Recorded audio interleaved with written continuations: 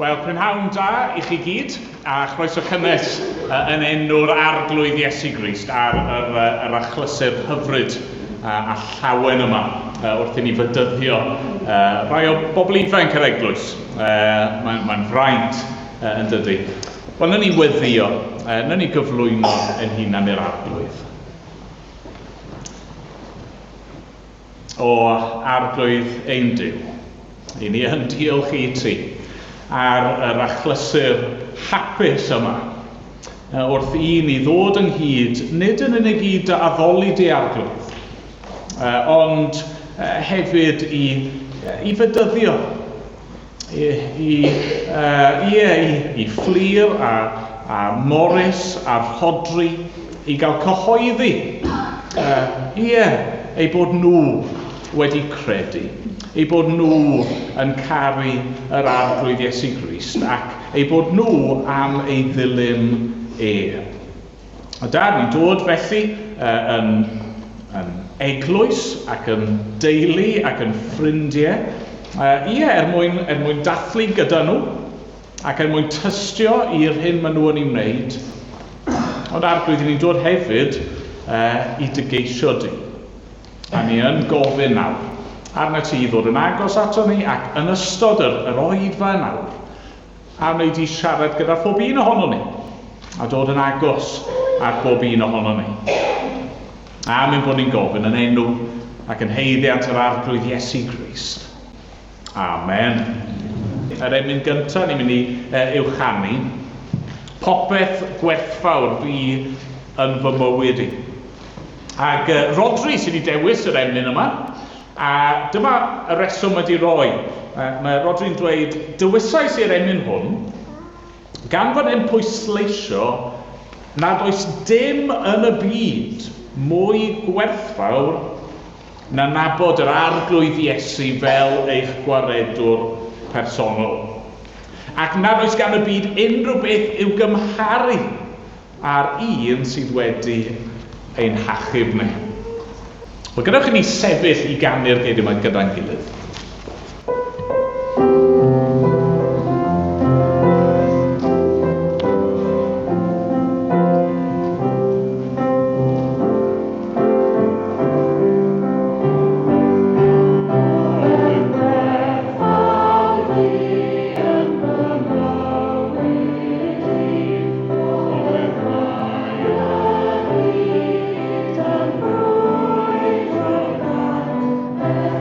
Yeah.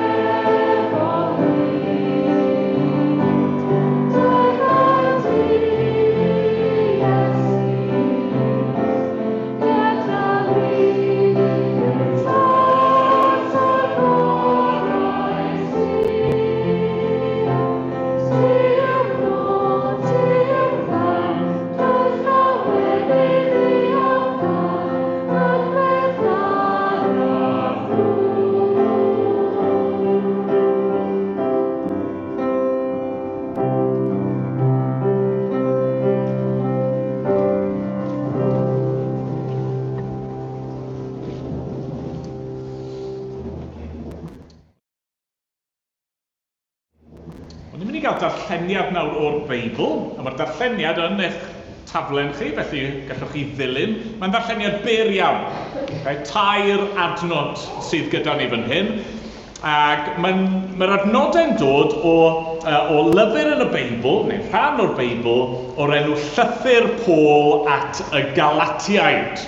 Nawr, os chi erioed i darllen y Beibl o'r blaen, a ddim wedi clywed am Paul na'r Galatiaid, peidiwch poeni.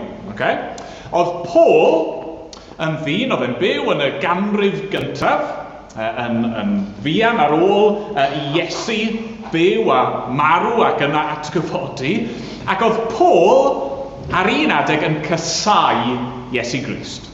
Oedd Paul yn casau Iesu Grist ac oedd e'n casau Cristnogion, oedd eisiau carcharu Cristnogion, oedd e hyd yn oed eisiau lladd Cristnogion.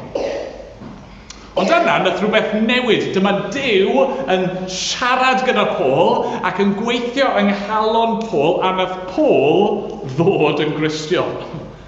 Nath Paul ddod yn un o'r bobl na oedd e'n casau a dechrau dilyn Iesu. A dyma Paul yn dod yn arweinydd yn yr eglwys. Ac oedd Paul yn ysgrifennu llythyrau at Gristnogion yn helpu nhw i ddeall beth oedd Iesu wedi wneud. Helpu nhw ddeall yr hyn roedden nhw yn credu. Ac un o'r llythyron yna yw Llythyr Paul at y Galatiaid, at eglwys mewn lle o'r enw Galatia. A fi jyst eisiau darllen yr tair adnod yma, ran bach o be mae Paul yn ysgrifennu, ond ran gobeithio fydd yn help ac yn bwysig i ni yma, prynhawn yma. Mae Paul yn dweud wrth y Cristnogion yma, o blegyd rydych bawb trwy ffydd yn blant Duw yng Nghrist Iesu. Oherwydd mae pob un ohonoch sydd wedi ei fedyddio i Grist wedi gwisgo Crist amdano. Nid oes rhagor, hynny, does dim gwahaniaeth nawr rhwng Iddewon a Groegiaid, rhwng caeth a rhydd, rhwng gwryw a benyw, oherwydd un person ydych chwi oll yng Nghrist Iesu. Amen. Diolch i Dduw am ei air i ni. Nawr, os chi'n troi'r dalen, newch chi weld yr ail emyn i mynd i'w ganu.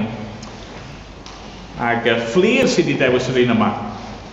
Mor fawr yw cariad Duw y Tad. A mae Fflur yn dweud hyn.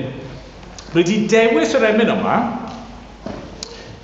gan mai trwy fyfyrio ar eiriau yr ail bennill, nes I sylweddoli am y tro cyntaf bod fy mhechod i'n bersonol yn cael ei osod ar Iesu ar y groes, a'r rhyddhad ddaw o'i ras e. Felly, be mae'r ail bennill yn dweud? Wel, mor rhyfedd yw ei weld ar groes, Iesu na, yn marw ar Galfaria, a chlywed sgrech fy llais fy hun yn gwawdio gyda'r dyrfa. Fy mhechod oedd y bicell fain, a'r hoelion dir a'r goron ddraig. Hynny yw, achos beth I fyd I gwneud, oedd rhaid I Iesu farw ar y groes. Ond, clywais lais maddeuant rhad o'i enau glân yn atai. Mae Iesu'n cyhoeddi maddeuant I bawb sy'n credu ynddo. Ond na ni sefyll, na ni ganu gyda'i gilydd.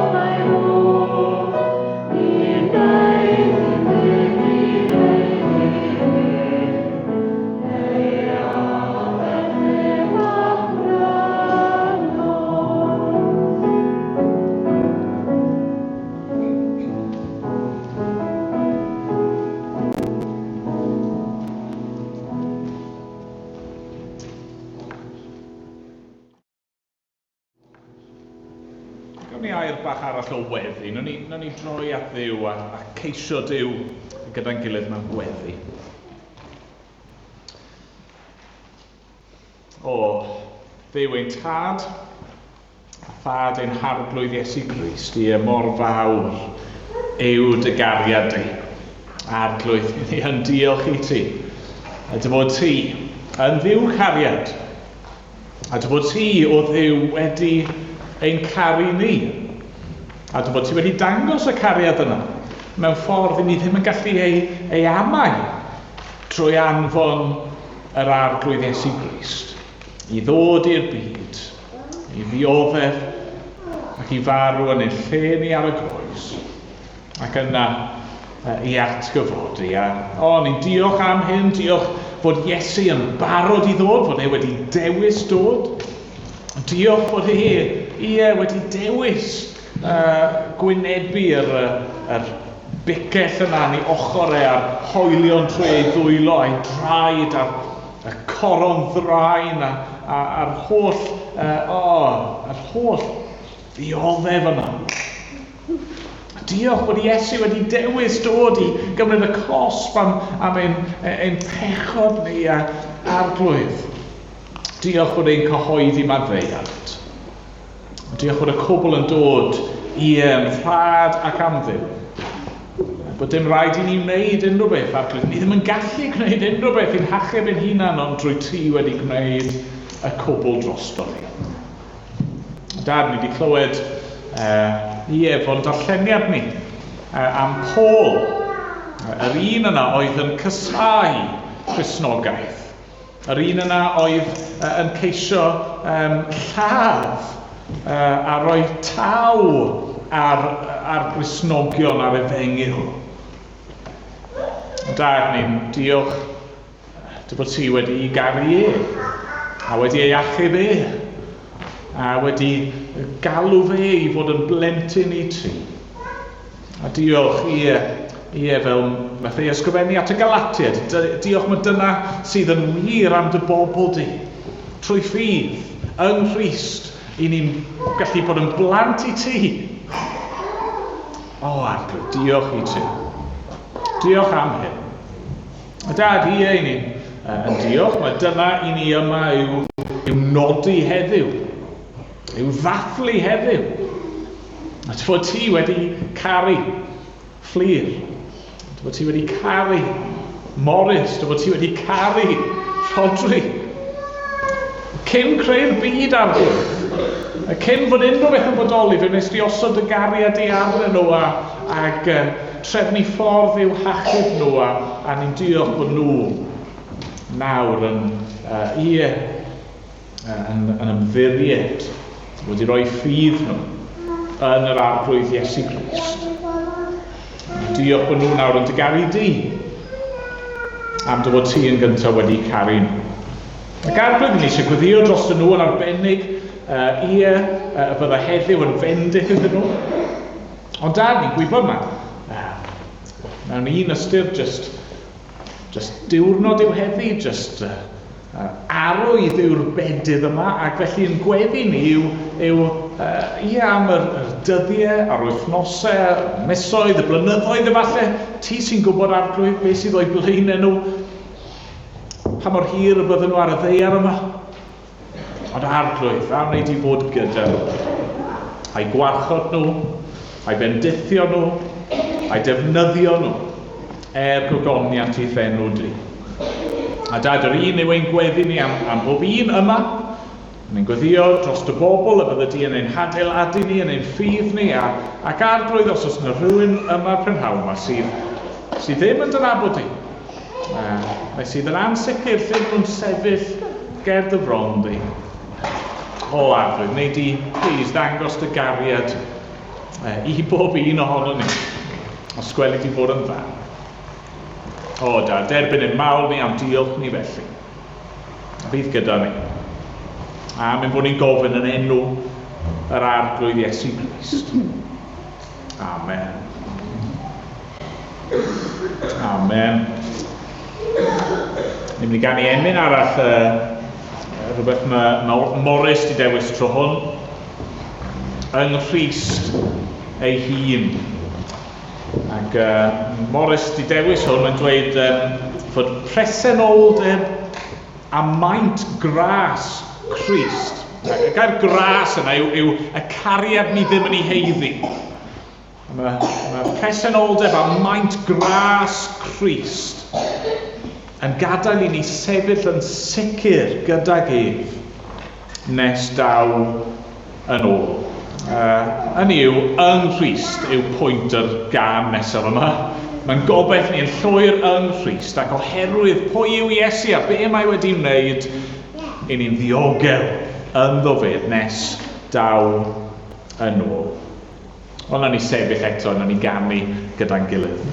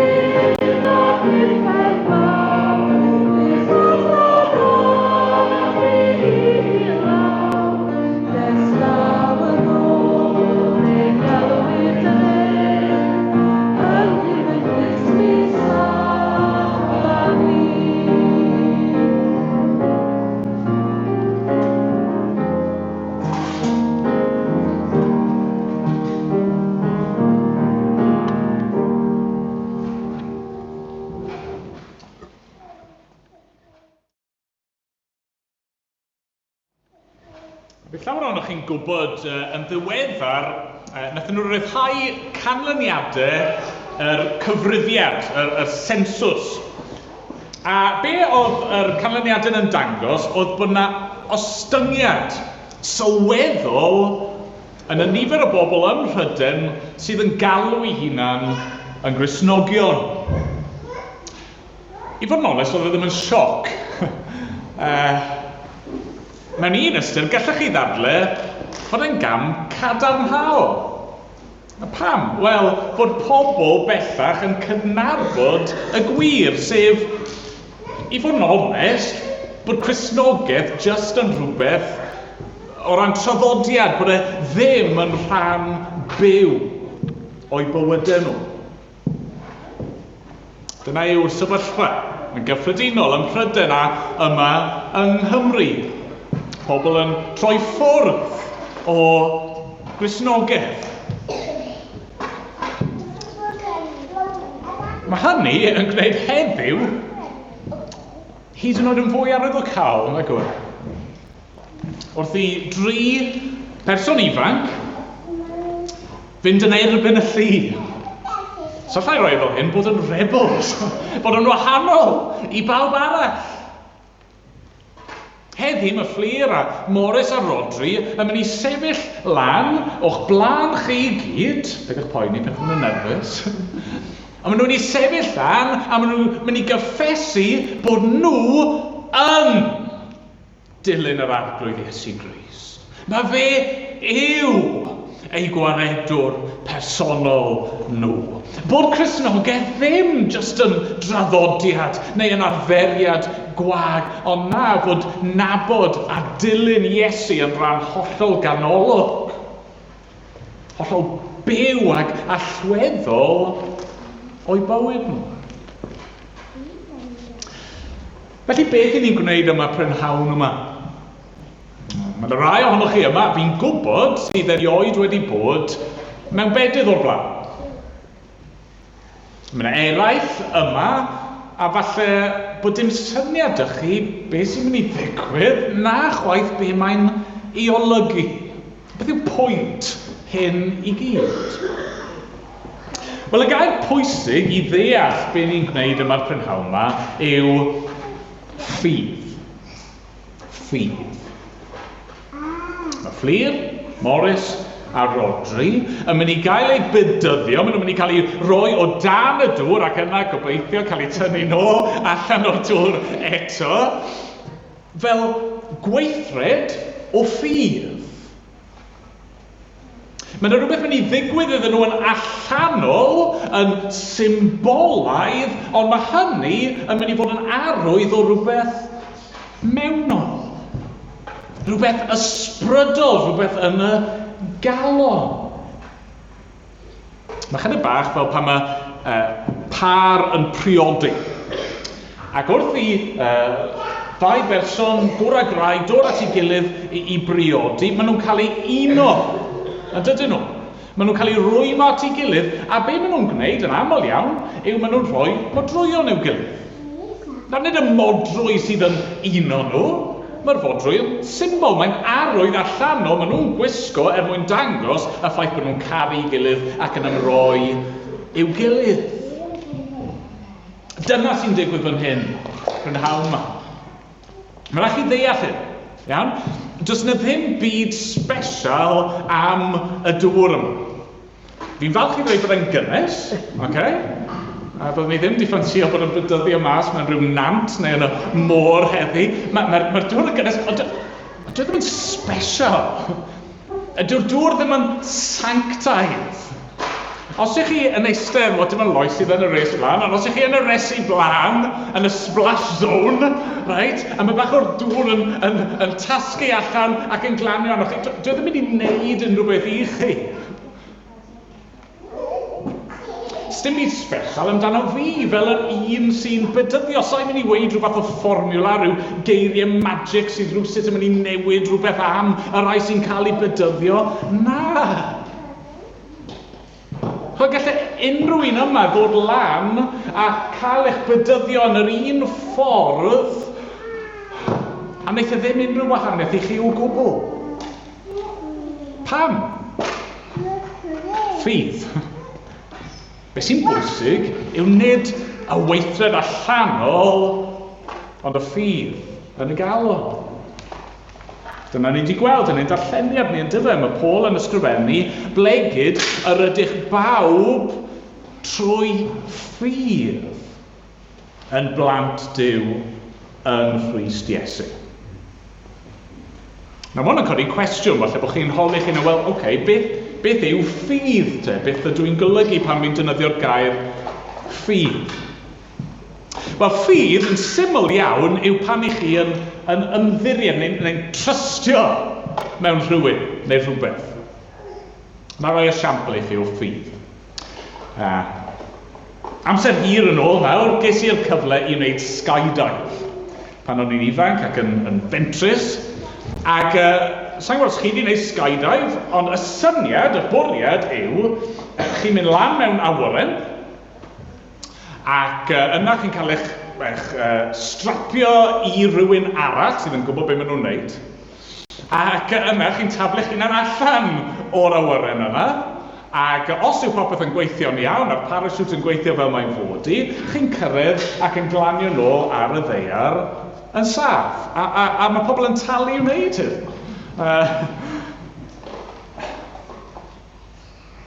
Oedd gwneud hynny yn golygu ffydd. Oedd rhaid i fi fod yn barod i gredu fod awyren yn gallu hedfan. Oedd rhaid i fi fod yn barod i gredu bod yr peilot yn gwybod sut oedd hedfan yr awyren. Oedd rhaid i fi gredu bod yr hyfforddwr yn gwybod beth oedd e'n neud wrth strapio'r ddau ohonon ni at ein gilydd ac bod yn mynd i agor y parachute ar yr adeg cywir. Oedd angen i fi gael ffydd bod yr harnes yna oedd yn dal ni at ein gilydd yn ddigon cryf a bod fi ddim jyst yn mynd i gwmpo mas a splat ar y llawr. Oedd angen i fi gael ffydd bod y parachute yn mynd i agor ac yn mynd i wneud ei waith a bod ni yn mynd i lanio yn saff. Ffydd. Dwi ddim yn ffydd dall. Dwi ddim yn rhyw leap of faith gwag. Oedd gen i reswm da i gredu achos o'n i wedi clywed fod y cwmni oedd yn trefnu'r skydives yma'n cael ei cymeradwyo. O'n i'n gallu gweld pobl eraill a gweld lluniau a fideos o pobl wedi gwneud ei hunan. A felly o'n i'n gallu ymddiried. A fe wnes i a fi'n falch y gwnes i. Wrth gael ei bedyddio, mae'r bobl ifanc yma yn dangos ei ffydd nhw yn yr arglwydd Iesu Grist. A dwi ddim yn ffydd dall. Maen nhw'n credu fod yna dystiolaeth, evidence, da, dibynadwy, hanesyddol, resymol o'r ffaith fod yna berson sbesial wedi cael ei eni 2000 o flynyddoedd yn ôl o'r enw Iesu. Mae yna reswm i gredu mai fe yw y Crist, y Meseia, y brenin o Duw wedi addo byddai'n dod i achub ei bobl. Mae yna reswm i gredu mai nid dyn cyffredin oedd ond mai fe yw y Duw fi. Bod yr un a'th creu y bydysawd wedi dod yn un ohonom ni. Mae'n y reswm i gredu fod yr dyn yma wedi byw bywyd hollol berffaith. Y math o fywyd i ni gyd wedi methu ei fyw. Nath erioed dweud, na gwneud, na hyd yn oed meddwl rhywbeth yn anghywir. Mae'n y reswm i gredu bod wedi rhoi ei fywyd perffaith yn aberth yn ein lle ni ar y groes. Bod wedi dioddef y gosb i ni yn ei heiddi. Bod wedi talu'r ddyled mwyn ein gosod ni yn rhy. Mae'n y reswm i gredu bod ar ôl marw wedi cael ei gladdu a fod yna garreg fawr wedi cael ei rolio o flaen y bedd, ond yna ar y trydydd dydd oedd y bedd yn wan. A na llawer o lygadystion I weld e'n fyw dros gyfnod o amser. Ac yna, nath y llygydystion yma I weld yn esgyn yn ôl i'r nef. Y llygydystion yma oedd yn barod I farw dros gwirionedd y neges yma. Ac oedd yn gwybod un dydd byddai'r Iesu yna sydd wedi mynd lan i'r nefoedd yn dod nôl unwaith eto I farnu. Dyma ffydd y Cristion. Ymddiried yn hynny, trystio yn hynny, credu a roi eich bywyd chi i'r ffaith mae Iesu yw pwy mae'r Beibl yn dweud yw e, a bod e wedi gwneud hyn mae e yn dweud, mae e wedi wneud drosto ni. Dyma mae'r Cristion yn credu, dyma mae'r rai sydd yn cael ei bedyddio heddi yn ei gredu. Okay. Nawr, beth sydd gan Bedydd I wneud efo hyn? Beth yw Bedydd, te? Wel, drychwch eto ar y darlleniad yna. Mae'n dweud, oherwydd, mae pob un ohonoch sydd wedi ei fedyddio I Grist, wedi gwisgo Crist amdano. Nid oes rhagor rhwng Iddewon a Groegiaid, rhwng caeth a rhydd, rhwng gwryw a benyw, oherwydd un person ydych wi oll yn Crist Iesu. Fe di gweud yn barod, mae Bedydd yn symbol. Mae Bedydd yn arwydd allanol o rhywbeth mewnol sydd wedi digwydd I ni trwy ffydd. Felly beth sydd wedi digwydd? Be mae'r arwydd yma, be mae'r symbol yma fod i'w gyfleu? Ond mae'n lot gallwn ni ddweud, ond yn syml iawn, be mae Paul yn dweud yw bod ni wedi gwisgo Crist amdano. I ni nawr trwy ffydd yn un gyda'r arglwydd Iesu Crist, ni yng Nghrist. Os allai ddefnyddio darlun digon sili, digon gwael, chi rioed I pobi cacen? Yn credu bod rai wedi, a mae'n gacennau mynd I fod ar ôl yr oedfa. Os chi fel fi, weithiau chi'n pobi cacen, a mae'n mes. Chi'n neud cawlach ohono fe. Dyw'r cacen ddim yn codi fel mae'n fod I. Chi'n llosgu rhyw gymaint, mae'n lopsided, mae'n sych. Be chi'n neud efo cacen fel yma? O beth I fi'n gwneud efo cacen fel yma yw fi'n rhoi mynydd o buttercream dros dy fe. Fi'n gorchuddio fe, fi'n plastro fe gyda buttercream. Achos efo'r buttercream icing yna dros dy fe I gyd, mae'n edrych yn wych. Mae'n cuddio'r y ffeileddau, mae'n cuddio y methiannau, a mae'n edrych yn lyflu am yr buttercream o leia yn blasu yn wych. Mae'n anodd iawn I mesol am buttercream icing. Mae Paul yn dweud bod ni'n gwisgo Crist. Trwy ffydd ni'n un gyda Crist. A mae Bedydd yn dangos rhywbeth I ni o be mae hynny'n golygu. O be te? Mae Bedydd yn dangos I ni bod ni wedi marw gyda Iesu. Mae'n ychydig bach, bydd y bobl ifanc yn dod lan, a bydden nhw'n dod I fewn i'r dŵr ata I, a bydden nhw'n cael ei rhoi o dan y dŵr. A wrth I hynny ddigwydd, mae'n atgoffa ni'n dydi o berson yn mynd lawr mewn i'r bedd. Person yn cael ei claddu. Fel yr arglwydd Iesu Crist yn cael ei gladdu. A pam nath Iesu farw ar y groes? Oedd e ddim yn heiddi hynny, nath e rioed unrhyw beth I heiddi hynny, ond fe nath e farw dros ein pechod ni. Mae'r Beibl yn dweud bod ni gyd wedi gwrthryfela yn erbyn Duw, a mae yna ganlyniad I hynny. Mae yna farwolaeth a barn yn disgwyl amdano ni, a ni methu achub yn hunan.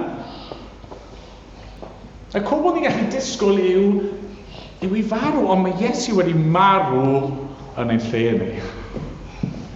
Ac wrth I ni gael ein bedyddio wrth i ni gael ein claddu gyda Chris, i ni'n dweud, ie, mae e wedi gwneud y cwbl.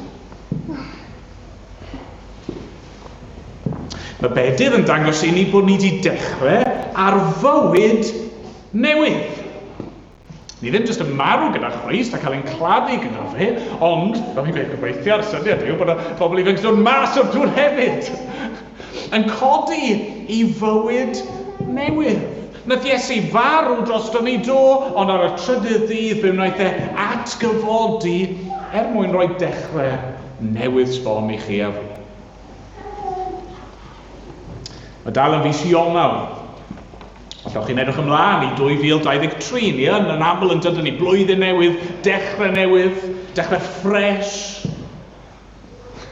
Falle bod chi wedi cael llombol ar y flwyddyn yn barod a wedi gwneud pob math o gamgymeriadau yn barod. Dim ond Iesu sy'n cynnig dechrau llwyr, newydd sbon i ni. Ond mae Bedydd yn arwydd o hynny. Mae Bedydd yn dangos i ni bod ni wedi cael ein golchi. Mae'r symboliaeth yn eitha amlwg yn dydi. Y pryd i ni'n defnyddio dŵr gan fwyaf o ddydd i ddydd, wel ydyn ni'n yfed wrth gwrs, ond mwyn golchi. Yn golchi'n dwylo, gobeithio. Neu'n golchi'n gwyneb, gobeithio. Neu'n cael cawod, neu'n cael bath, gobeithio. Pam? Mwyn cael gwared ar y brynt ni, mwyn golchi y bydreddu i ffwrdd.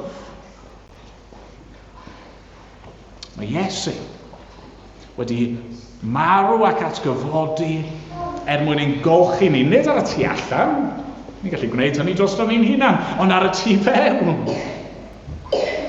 Ni gyd yn gwybod beth yw hi fod a chywilydd treim. Ni gyd yn gwybod beth yw hi fod a chydwybod eog, bod ni wedi gwneud pethau yn anghywir, ac ni wir yn teimlo'n frwnt i fewn weithiau, yn dydyn ni. Os faint ych chi'n golchi'ch dwylo, os dim ond sawl bath chi'n cael, chi methu cael gwared ar y teimlad yna o frynt ni yn eich calon chi, ond mae Bedydd yn arwydd trwy ffydd i ni wedi cael ein golchi'n lan tu fewn a thu fas. Mae Bedydd yn dangos i ni bod ni'n blant Duw. Blant i Dduw. Chwyd, dyma'r arwydd mae Iesu di roi i ddangos bod ni yn ei ddilyn ni. Bod ni yn ddisgyblion iddo fe.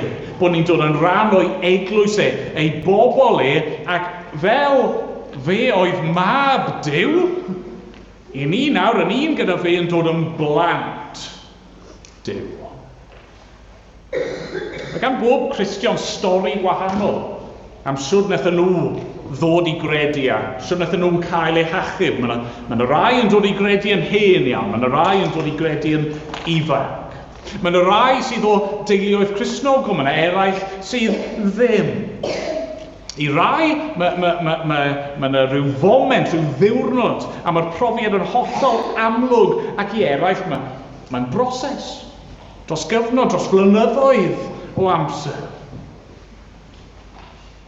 Ond un peth sy'n gyffredin i bob Cristion yw Bedydd. Mae Paul yn dweud, nid oes ragor, a ni ystod gwahaniaeth nawr rhwng Iddewon a Groeged, rhwng Caeth a Rydd, rhwng Gwryw a Benyw. Ni gyd yn cael ein achub yn yr un ffordd, trwy Crist, trwy ffydd ynddo fe. A felly ni gyd yn dod a ni'n gwneud yr un peth. Ni'n cael ein bydyddio mwyn dangos hynny. Dyw Bedydd ddim ar gyfer rhyw elit, y crem de la crem o Gristnogol, mae ei bawb sydd yn credu ynddo fe.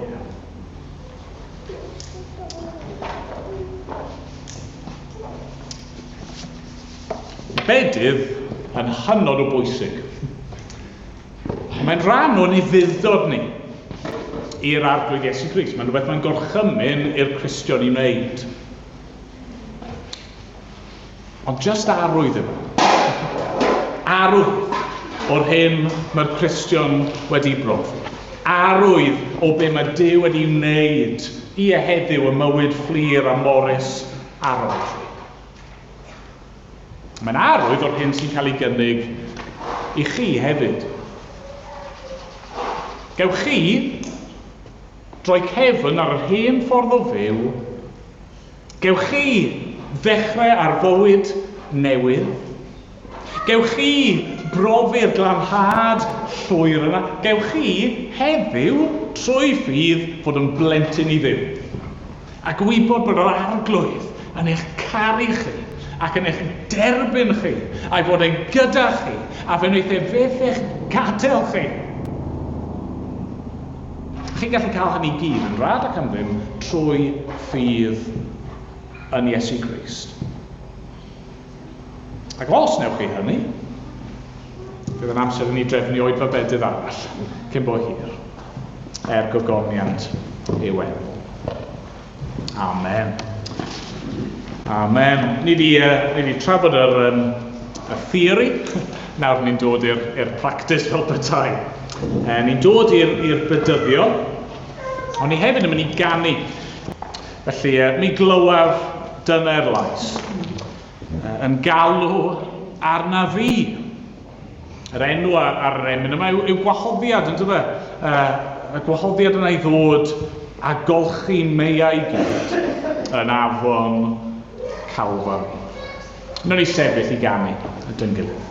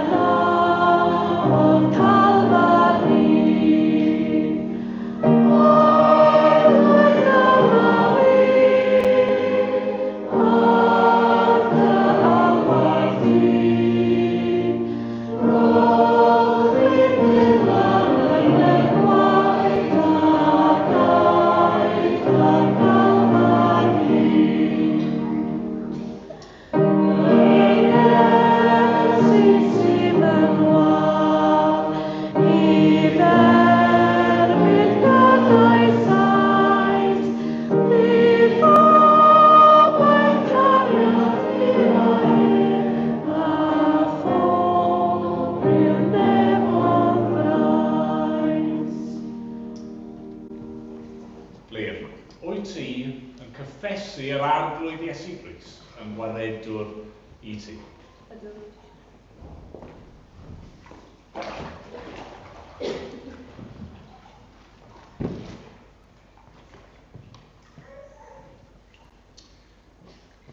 Dyfydyddio di felly yn enw'r Tad a'r Mab a'r Ysbryd Glân.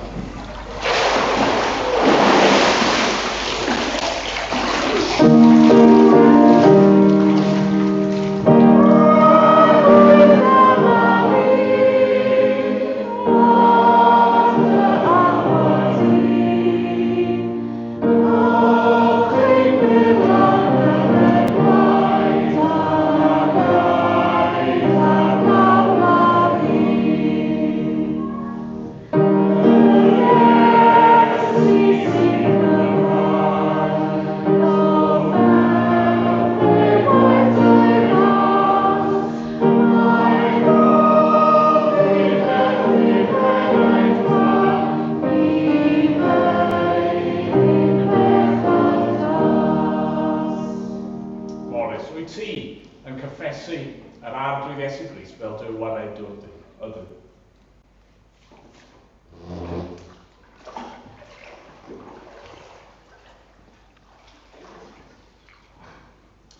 Wy'n dyfydyddio di felly yn enw'r Tad a'r Mab a'r Ysbryd Glân.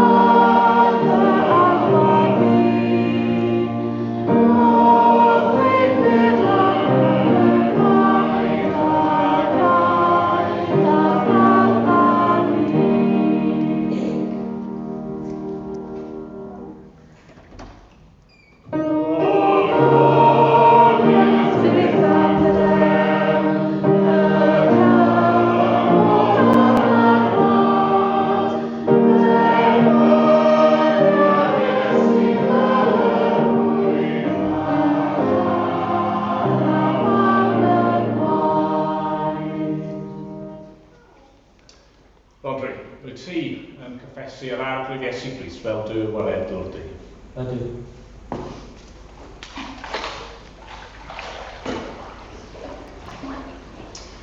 Yn dybydyddio di felly yn enw'r Tad a'r Mab a'r Ysbryd Glân.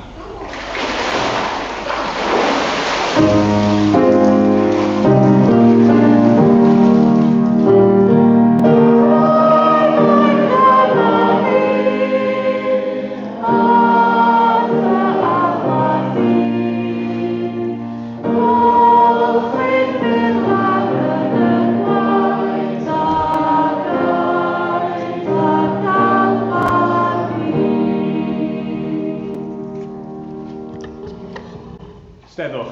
Dyna ddiwedd yr oedfa, ond wrth gwrs mae yna luniaeth yn y cefn, mae yna bethau i'w bwyta a'i hyfed. Plis aroswch, sa'n credu bod angen annog gormod, achos oedd e'n anodd ddechrau'r oedfa yn dod, o'ch chi gyd yn mwynhau sgwrsio cymaint. Aroswch, byddai fe'n gret i gael eich cwmni chi am ychydig. Ond yn ei weddio, yn ei gyflwyno y rai ifanc yma ang hunan i fyw. O Dad, ni'n diolch felly am y cwbl i ni wedi i glywed, y cwbl i ni wedi gallu wneud yma, ac ni'n diolch yn fwy nag unrhyw beth arall am yr arglwydd Iesu Grist, am yr efengyl, am y ffaith ein bod ni yn gallu bod yn iawn gyda Duw ac yn un gyda Christ. O arglwydd, mae'r newyddion yma mor wych, mor ryfeddol. Ni'n gofyn arno ti fod gyda ni nawr, i fendithio yn amser ni o gymdeithas gyda'n gilydd, ac ni'n gweddio'n arbennig unwaith eto dros Fflur a Morus a Rhodri. Bydde ti'n agos iawn at y tri ohonyn nhw, a'i bendithio nhw'n helaeth. Clod eith enw Duw. Amen.